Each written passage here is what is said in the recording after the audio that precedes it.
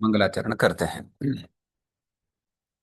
ओम नत्वा सरस्वतीं देवीं शुद्धां पुण्यां करोम्यहम् पाणिनीयप्रवेशाय लघुसिद्धान्तकौमुदीम्। ठीक है। तो अभी तक हमने क्या क्या पढ़ा वो एक बार विचार करते हैं। अयुण ऋलुक इत्यादि सूत्र पढ़े हैं। ये माहेश्वर सूत्र होते हैं। इनके अंतिम वर्णित संज्ञक होते हैं। हकार आदियों में अकार उच्चारण के लिए होता है, परंतु लण सूत्र में तो अकार इत संज्ञा वाला होता है। फिर आगे चल करके जो है हमने हलंत्यम यह सूत्र पढ़ा। उपदेशे अंत्यम हलित स्यात्। उपदेश जो है आद्य उच्चारण होता है और सूत्रों में जो पद साक्षात दिखाई दे रहा है वो हम पिछले सूत्र से अनुवृत्ति के रूप में लेते हैं। ये हमने पढ़ा। और फिर लोप क्या होता है के लिए सूत्र पढ़ा कि अदर्शनम जो है वो लोप होता है। अदर्शनम लोप संन्यासात्। उसके बाद तस्य लोप, जो वर्ण इत संज्ञक होता है उसका लोप हो जाता है। ठीक है जी। और फिर अणादय अणाद्य कहते हैं, ये अणा आदि जो अयुण में अणा ऋ इत्यादि हैं, ये अण अच अक अल इत्यादि प्रत्याहार के निर्माण के लिए हैं। सभी अपना म्यूट भी कर दो। म्यूट भी है ना तुम्हारा? Yes sir. सब म्यूट कर, किसी का म्यूट नहीं हुआ है इसलिए इको आ रही है मेरे पास। कर दिया? इको क्यों आ रही है? तेरा म्यूट नहीं कर कर कर पहले तभी बोलूंगा ना। अब हुआ? अभी भी किसी का म्यूट नहीं है। इसको बताओ।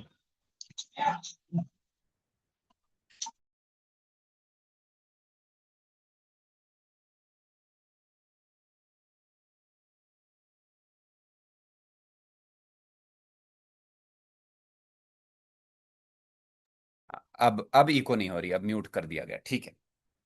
तो उसके बाद हमने आदिरंत्येन सहेता यह सूत्र पढ़ा। ठीक है जी। इस सूत्र का अर्थ देखा कि अंतिम जो इत संज्ञक वर्ण है उसके साथ जो आदि शुरुआती वर्ण है वो जब उच्चारित किया जाता है वो बीच वाले मध्यगानाम बीच वालों का भी और स्वस्य च और अपना भी जो है संज्ञा अर्थात बोधक होता है। फिर जैसे एज एग्जाम्पल, जैसे कि अण इति, अण कहते अ ई उ, इन वर्णों का बोधक होता है। ऐसे ही अच अक अल इत्यादि होता है, ये पढ़ा। फिर जो है हमने ये देखिए अण अक इक उक इत्यादि प्रत्याहार होते हैं, ये भी विस्तार विस्तार से परिचय प्राप्त किया। और इन अचों के तीन काल की दृष्टि से, टाइमिंग की दृष्टि से, उच्चारण की टाइमिंग की दृष्टि से भेद होते हैं। वो कौन कौन? ह्रस्व, दीर्घ और प्लुत। ये किस सूत्र ने बताया? ऊ कालो ह्रस्व दीर्घ प्लुतः, इस सूत्र के द्वारा बताया गया। तो तीन प्रकार के इस तरह से मिलेगा। और आगे कहा कि सह प्रत्येकम उदात्तादि भेदेन त्रिधा, और वो जो है उदात्त अनुदात्त और स्वरित इत्यादि भेद से फिर से जो है वो तीन प्रकार का होता है। तो उदात्त क्या होता है ये हमने उच्चैर उदात्त से जाना। अनुदात्त क्या होता है ये हमने नीचैर अनुदात्त से जाना। और स्वरित क्या होता है ये हमने समाहार स्वरित से जाना। और फिर क्या कहा कि सह नवविधोपि, कहते हैं ह्रस्व दीर्घ प्लुत और उदात्त अनुदात्त स्वरित के गणना से जो नौ प्रकार का अच मिला था वह प्रत्येकम, प्रत्येक जो है अनुनासिक यानी और अनानुनासिक यानी इन दो टाइप के भेदों से 9 और 9 18 यानी 18 प्रकार का हो जाता है, यानी दो प्रकार का होता है। तो फिर जिज्ञासा हुई कि भैया अनुनासिक क्या है? फिर अनुनासिक को हमें अगले सूत्र के द्वारा समझाया गया कि मुख नासिका वचनोनुनासिका। इसका अर्थ हमने पढ़ा कि मुख सहित नासिकया, कि मुख और नाक इन दोनों के साथ जो उच्चार्यमाण उच्चारित होता है जो वर्ण, वो क्या संज्ञा होती है उसकी? अनुनासिक संज्ञा होती है। तदित्थम तो कहते हैं इस प्रकार अ ई उ री, इनके तो कितने भेद होते हैं? 18 भेद होते हैं। 9 और 9 18, 9 अनुनासिक वाले और 9 निरनुनासिक वाले। लुवर्ण से द्वादशा। क्यों? क्योंकि इसके दीर्घ नहीं होते। तो कल गिन के बताए थे ना कैसे लृ के 12 होते हैं। आपने ये शायद सारे लिख भी लिए होंगे, नोट्स बना भी लिए होंगे। और एचाम अपि द्वादश, ए ओ ऐ यौ, इनके भी कहते 12 ही भेद होते हैं। तेषाम ह्रस्वाभावात, उनका उनका जो ह्रस्व नहीं होता इसलिए। स्पष्ट हुआ विषय? अच्छा, आगे क्या था? आगे यहां से हमने, अब ये देखिए, वो देखिए 18 भेद यहां पर दिए ना। इस विषय को तालिका के माध्यम से इस तरह समझ सकते हैं। हैं, 18 भेद इस तरह पूरे होते हैं भैया। ठीक है, तो इस तरह से अगर परीक्षा में पूछ ले तो आपको इस तरह से लिखना पड़ेगा। हाँ, इजी वे जो एक टेबल के माध्यम से मैंने बताया था वो समझने के लिए, वो जब वाक्यों में लिखें तो इसी तरह आ जाएगा। वो स्पष्ट है ये विषय? हाँ। हाँ, अब चलते हैं आगे। अब हम पढ़ेंगे सवर्ण संज्ञा। क्या संज्ञा पढ़ेंगे जी? हाँ। तो सवर्ण संज्ञा, हम क्या क्या प्रकरण पढ़ रहे हैं? संज्ञा प्रकरण पढ़ रहे हैं। क्या प्रकरण पढ़ रहे हैं जी? तो अभी तक हमने जैसे कि इत संज्ञा पढ़ी, प्रत्याहार संज्ञा पढ़ी, अनुनासिक संज्ञा पढ़ी, और इत संज्ञा को करने के लिए भी दो सूत्र पढ़े। हलंत्यम एक पढ़ा जो कि व्यंजनों की इत संज्ञा करता है, और हाँ, हलंत्यम ही पढ़ा है, अगला तो आगे आएगा। ठीक है। अब सवर्ण संज्ञा हम पढ़ेंगे।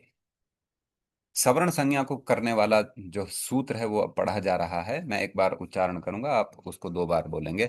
तुल्यास्य प्रयत्नम,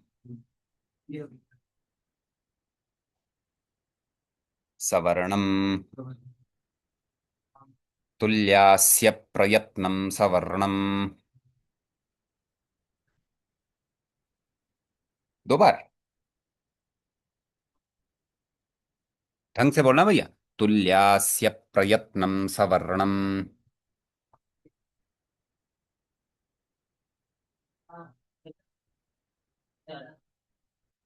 तुल्यास्य प्रयत्नम, ये प्रथमा विभक्ति का एक वचन है। सवर्णम, यह भी प्रथमा विभक्ति का एक वचन है।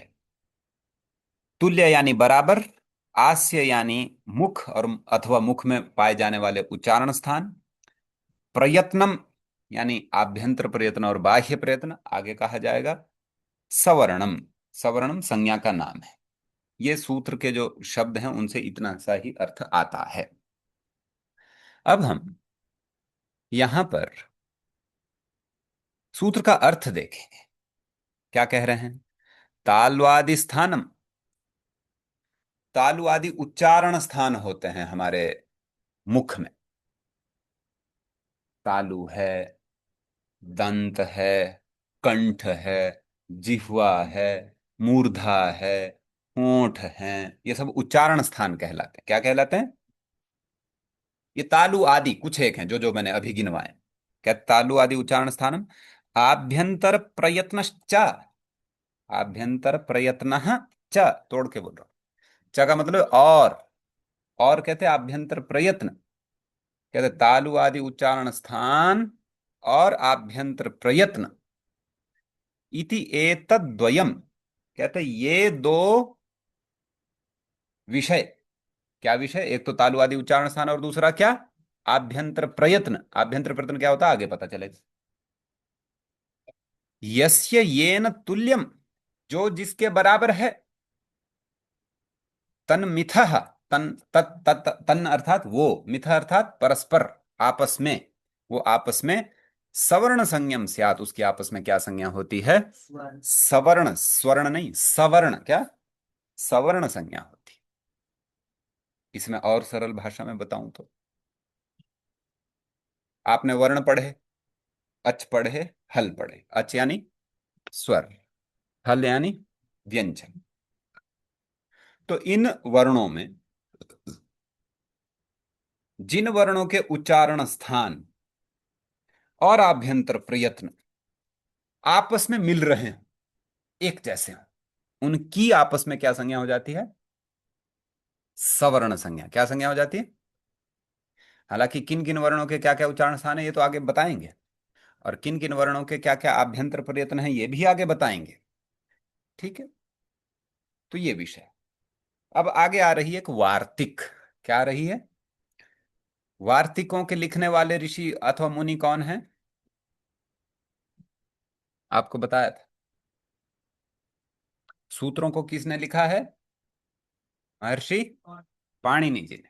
तो वार्तिकों को किसने लिखा है? उनके दो नाम थे कुछ, कात्यायन अथवा वररुचि। और इन दोनों पर महाभाष्य किसने लिखा? महर्षि पतंजलि जी ने, ये हमेशा याद रखना, क्योंकि हम उन्हीं का ही व्याकरण पढ़ रहे हैं। वरदराज ने तो उनके सूत्रों को ला करके यहाँ पर इकट्ठा करके आसानी से समझाया, बस इतना ही काम किया, बाकी है सब ये तीनों मुनियों का ही दिया हुआ ज्ञान। ठीक है। तो अब आगे वार्तिक है। वार्तिक एक बार मैं अनुवाचन कराऊंगा, आप बोलेंगे। ऋ वर्णयो हो मिथः सावर्ण्यं वाच्यम। अब मैं पूरी वार्तिक बोलूंगा, आपको पूरी वार्तिक दो बार बोलनी। ऋ वर्णयोर मिथः सावर्ण्यं वाच्यम।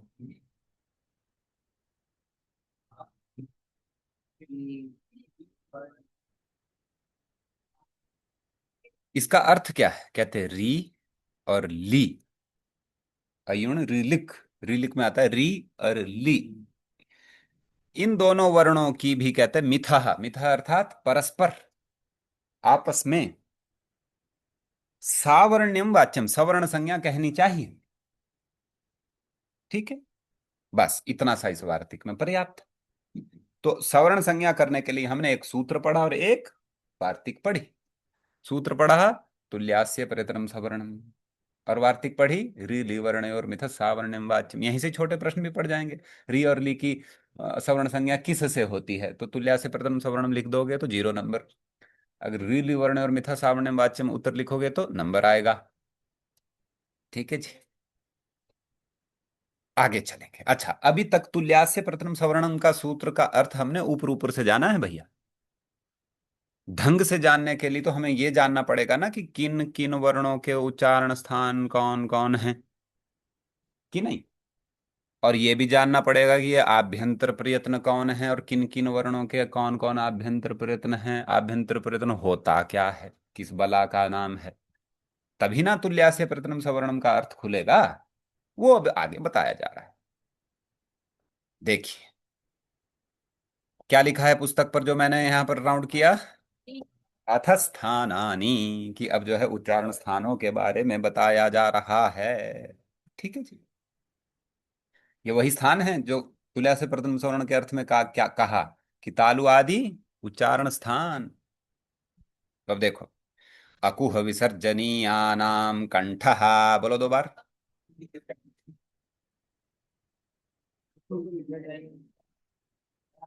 कंठ, ये देखिए, एक सेकंड, आप दोनों ही तरीके से अब आपको बताते हैं। हाँ जी, कंठ, ये देखिए, ये कंठ है ना। तो अब यहाँ पर भी वचन को भी देखिए, जो यहाँ पर वचन लिखा है, क्या लिखा है, एक अक्षर, इसे थोड़ा सा इधर लाते हैं। हाँ हाँ हाँ, काहे गड़बड़ा रहे, ऐसे। अ, जो अयुण में अ आया। कु अर्थात कवर्ग, का ख ग घ ङ। ह, हाय वरट में जो, और हल में जो ह आया। और विसर्जनीय, विसर्जनीय अर्थात विसर्ग, जैसे कि यहाँ कंठ के आगे विसर्ग दिखाई दे रहा है ना। राम कंठ, वृक्ष। तो ये बोला कि कु को बोलेंगे कवर्ग, क्या बोलते हैं, क ख ग घ ङ। वो भी एक सूत्र बताता है, वो सूत्र आगे आएगा, आगे पता चलेगा। और ह, और विसर्ग, तो कितने हो गए ये, एक, कु 5 वर्ण 6, विसर्ग 7। इन सातों का उच्चारण स्थान कंठ हो, क्या होता है, ये देखो यहां से निकलते हैं, ये देखो, सारी बात समझ। बोलो, महसूस करो कहां से आवाज आ रही है, क ख ग घ सब यहीं पैदा होते हैं। और कंठ, विसर्ग, विसर्ग भी यहीं से, इसलिए इनका उच्चारण स्थान क्या है, कंठ। अगला सूत्र, ये पाणिनि शिक्षा के सूत्र हैं ये, और ये भी पाणिनि जी ने ही लिखे। आगे है, इचु यशानाम तालु। हाँ, नहीं नहीं, क्रम से चलेंगे। अ ई उरु, हाँ, बोलो, इचु यशानाम तालु। ऐसा ही है ना पुस्तक में। हाँ, मतलब इस तरह से चलेंगे, ऊपर से नीचे नहीं चलेंगे। ई, अयुण में आया ना ई। चु अर्थात चवर्ग, च छ ज झ य, कितने हुए, 6। या, सात, श, आठ, इनका उच्चारण स्थान क्या है जी? तालु। अब ये तालु कहाँ है जी? तो देखो यहाँ नहीं, ये तो मूर्धा होती है, क्या होती है? हाँ, तो देखो इसको समझने के लिए, हाँ, प्रांतीय भाषाओं में बोलते हैं, प्रांतीय भाषाओं में बोलते हैं इसको तालु। यहाँ चंबियाड़ी में, पहाड़ी में, मेरे उधर सोलन में बोलते हैं इसको तालु, इसलिए इसने अपनी समझ के मुताबिक तो ठीक बोला। पर संस्कृत का तालु कुछ और ही है। चा बोलो, चा। चा, जीभ कहाँ लग रही है? बस जीभ चा बोलते हो जहां लग रही है वही तालु है। बोलो, चा, वो क्या है? तालु। पता चला तालु? हाँ, तो मत बनना भालू। तो च, इन सब का उच्चारण स्थान तालु ही है। ई, च, छ, ज, झ, य, श। पता लग गया ना जी? अब चलो, ऋटुरषाणाम मूर्धा। री, रिलिक वाला री। टू अर्थात टवर्ग। र अर्थात र। श अर्थात षटकोण श। इनका उच्चारण स्थान क्या है जी? मूर्धा। तो मूर्धा को पहचानना हो तो ट बोलो एक बार। ट, थोड़ी सी जीभ ऐसे फोल्ड जैसी भी हो रही ना। ट, ट, च बोलो। च, ट, च, ट, च, ट। फर्क पता चला? तो च में जीभ थोड़ी आगे जाएगी। ट, बस वो मूर्धा है। वो क्या है? वो क्या है?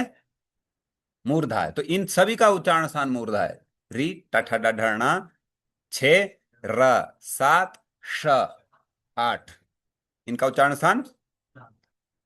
आगे बोलेंगे, लितुलसानाम दंताः। रिलिक वाला ली, रिलिक वाला ली। तू अर्थात तवर्ग। तथा दधना, ल और स, इनका उच्चारण स्थान क्या होगा? दंत। ता बोलो, ता। जीभ किन के साथ लग रही है? दांतों के साथ। तो इन सब का उच्चारण स्थान क्या होगा? दंत। अब आगे बोलो, उ, पु, उपु, उपधमानीय। देखो ये ऐसे टूटेगा। ऊ है इसमें पहले, फिर है पू, क्या है जी? स्क्रीन पर देखें। और फिर है उपधमानीय, क्या है जी?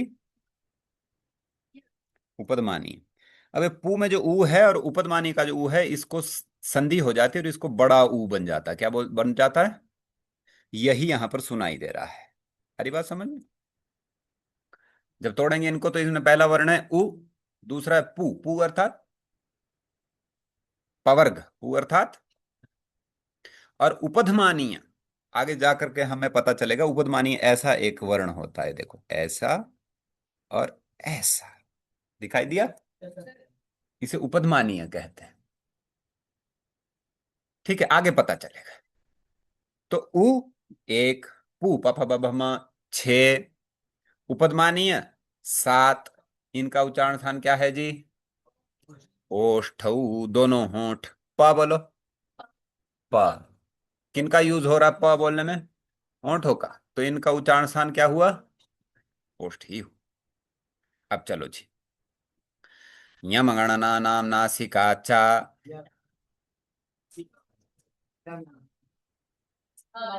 च का मतलब होता और, क्या होता है जी? और यमगणन, इनका उच्चारण स्थान नासिका है, अथवा नासिका भी है। तो यमगणन, इनके दो दो उच्चारण स्थान हो गए भैया। कैसे? अब देखो, या जो है कंठ में नहीं, ये देखो चवर्ग में भी आया यहाँ, च, छ, ज, झ, यहाँ। तो चवर्ग का उच्चारण स्थान क्या पढ़ा हमने? तालु। तो यहाँ के दो उच्चारण स्थान हो जाएंगे, एक तो तालु और दूसरा नासिका। आई बात समझ में? अब यमगण नाम में दूसरा क्या है? म है। म हमने पहले कहाँ पढ़ा? पवर्ग में। ये देखिए, प फ ब भ म। तो म का उच्चारण स्थान क्या पढ़ा हमने पहले? ओष्ठ। और क्या होगा? नासिका। अब बोलो, ङ कहाँ आया पहले? कवर्ग में। उसका उच्चारण स्थान कंठ। तो ङ के भी दो उच्चारण स्थान होंगे, एक कंठ होगा और दूसरा नासिका। अब ऐसे ण है, ण कहाँ आया जी पहले? टवर्ग में, ट ठ ड ढ ण, उसका उच्चारण स्थान क्या है? मूर्धा। और क्या होगा? नासिका। तो इसके भी दो होंगे। अच्छा जी, न कहाँ आया पहले? तवर्ग में, त थ द ध न, उसका उच्चारण स्थान क्या पढ़ा? दंत। तो इसके भी दो उच्चारण स्थान हो गए, कौन कौन से? दांत और नासिका। ठीक है जी। अब चलेंगे आगे। बोलो। ए दई कंठ तालु।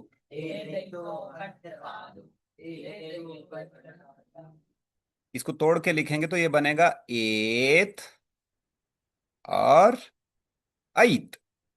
क्या बनेगा?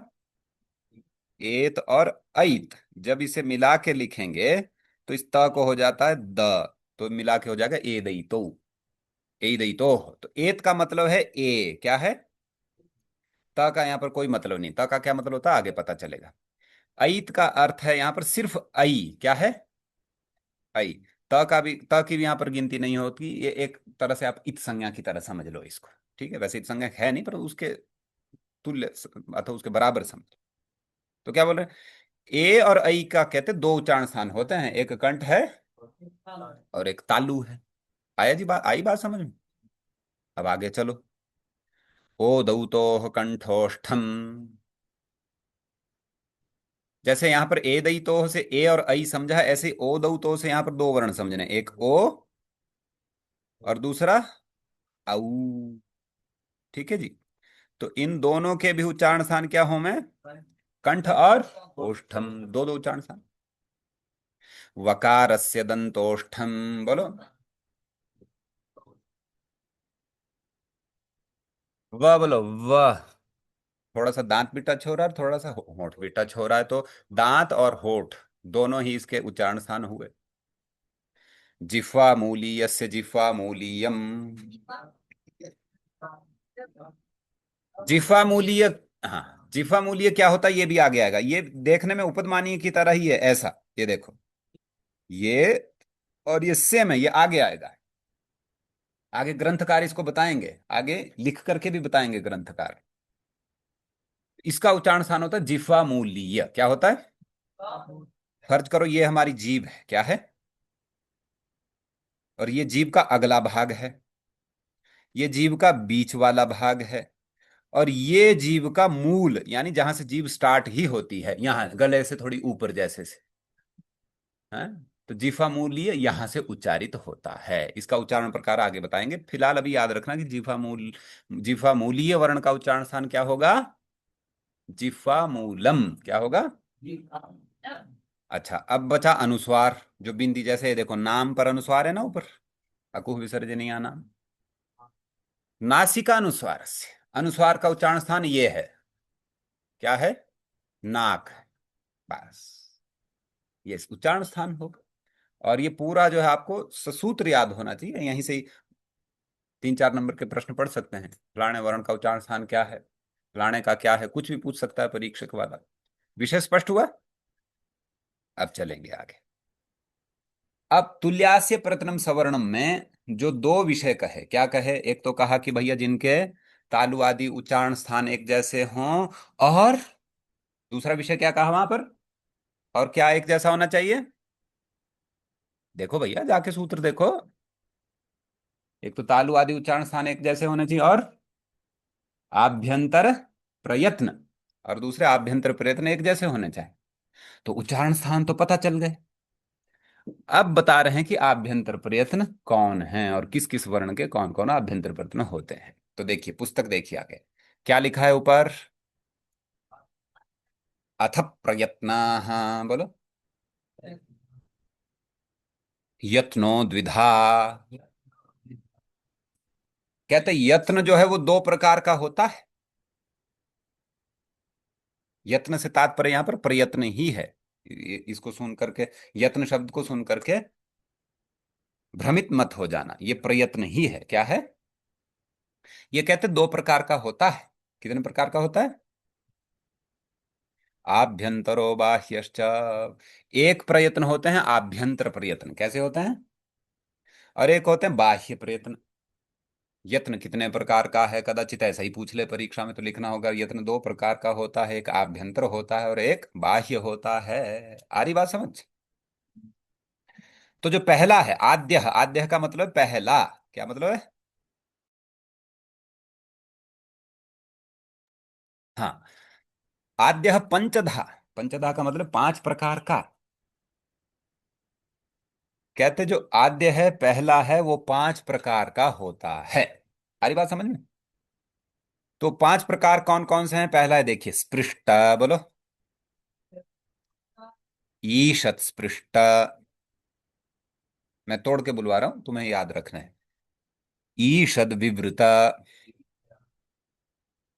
विवृत, संवृत भेदात्।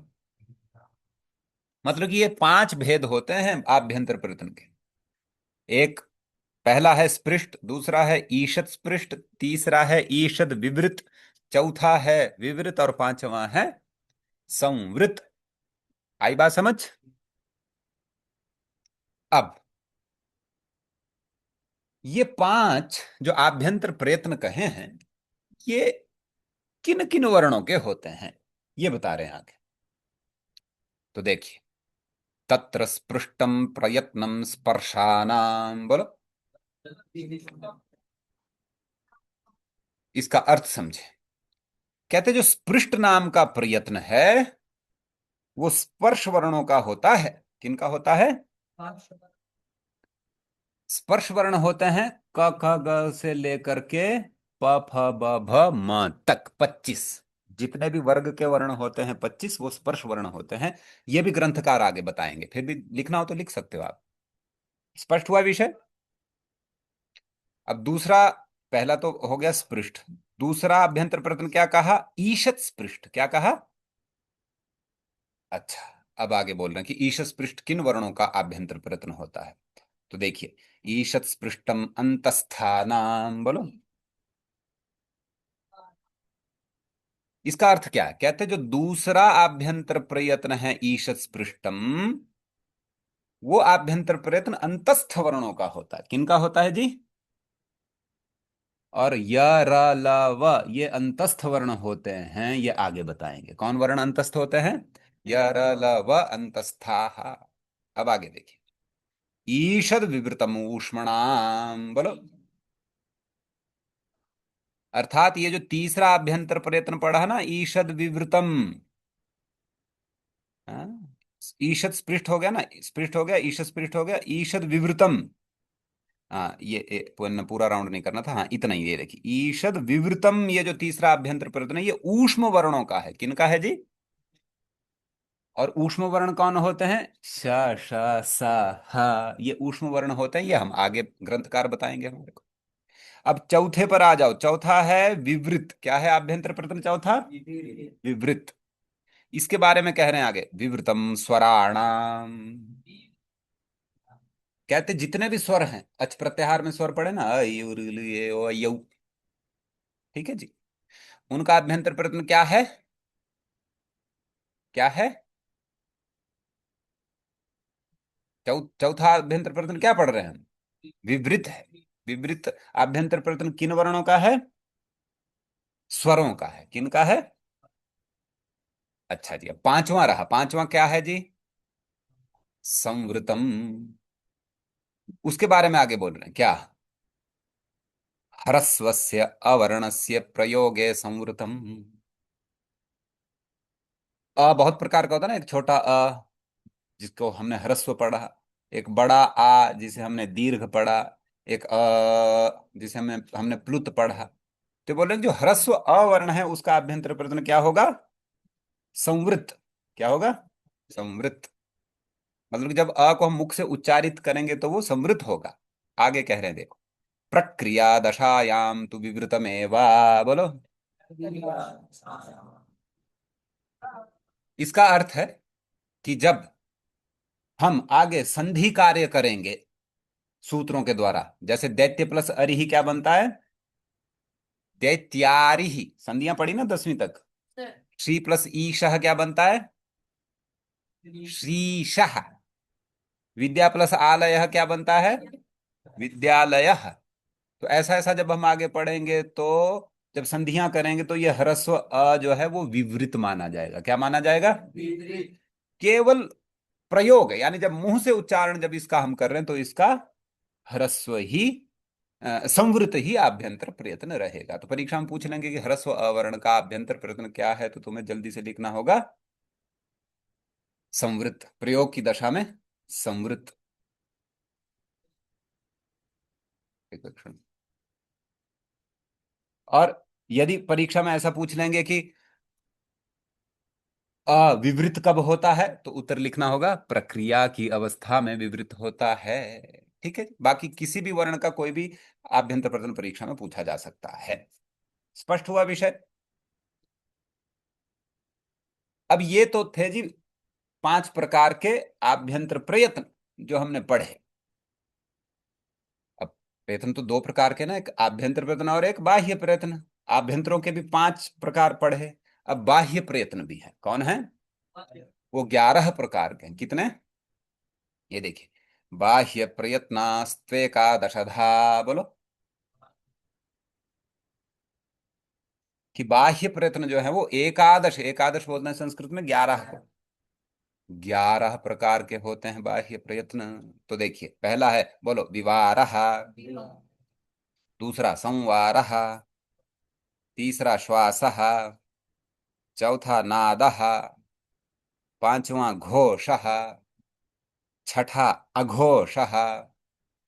सातवां अल्प प्राणः। आठवां महाप्राणः। नौवां उदात्तः। 10वां अनुदात्तः। और 11वां स्वरितः। हरी बात सब।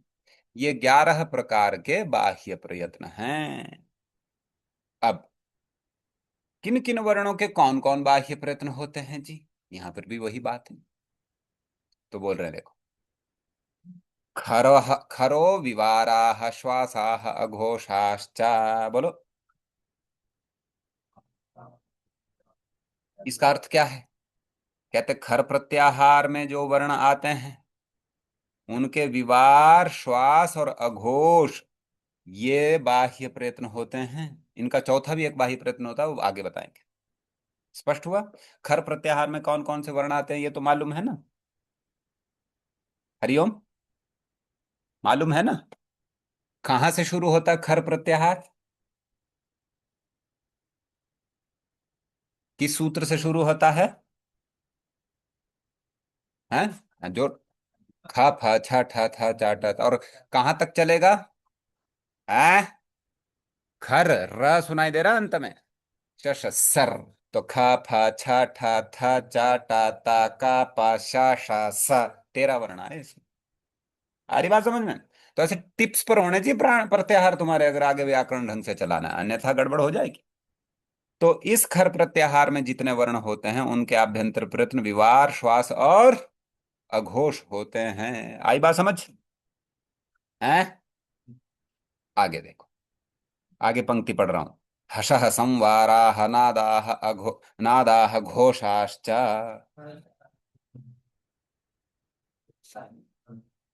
इसका अर्थ क्या है कि हर्ष प्रत्याहार में जो वर्ण आते हैं वो संवार होते हैं, नाद होते हैं और घोष होते हैं। अच्छा, अब बताओ मेरे को, हर्ष प्रत्याहार कहां से शुरू होता है जी? हयवरट से। और कहां तक? जबगढ़ दश के श तक।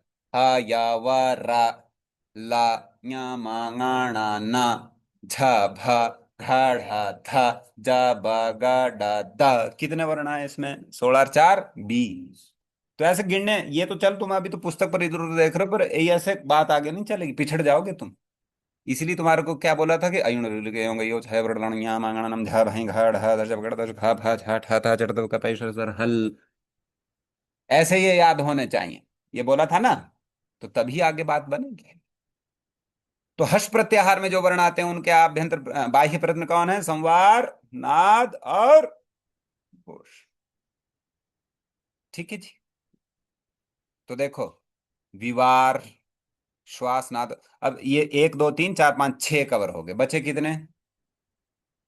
6 और 5 11, 5 और बचे ना। तो अब अगले देखो, जो ऊपर 11 पढ़े ना विवार आदि में, उनमें से विवार संवार घोष नाद और अघोष तक इतने कवर कर लिए अभी तक हमने। अब अगले आगे देखो, अल्प प्राण और महाप्राण। अल्प प्राण और महाप्राण कौन कौन होते हैं वो बता रहे हैं, देखो आगे। बोलो, वर्गाणाम प्रथम तृतीय पंचमाः। कहते वर्गों के पहले, तीसरे और पांचवें। कवर्ग का पहला कौन है? तीसरा कौन है? ग। पांचवा कौन है? ना। ऐसे चवर्ग का पहला कौन? तीसरा। पांचवा।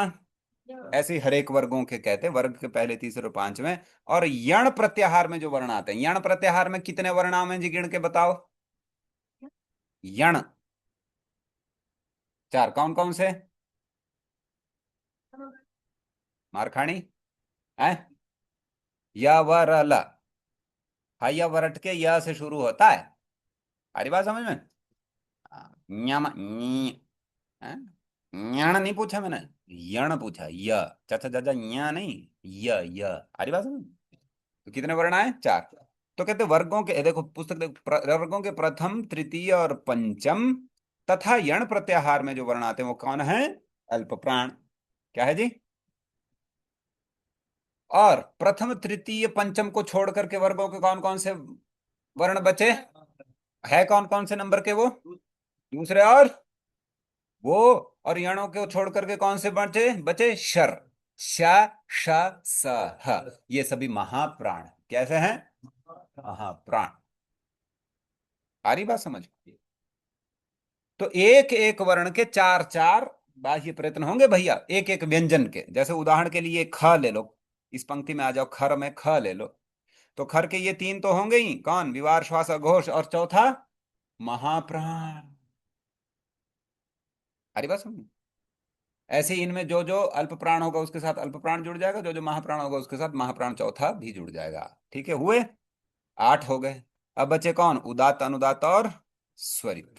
ये तीनों बाह्य प्रयत्न केवल स्वरों के ही होते हैं, व्यंजनों के नहीं। ठीक है जी। तो इस तरह से आपने इन्हें समझना है, और इन्हें जो है ध्यान में रखना है। इनके बारे में पूछा जाता है। ठीक है जी।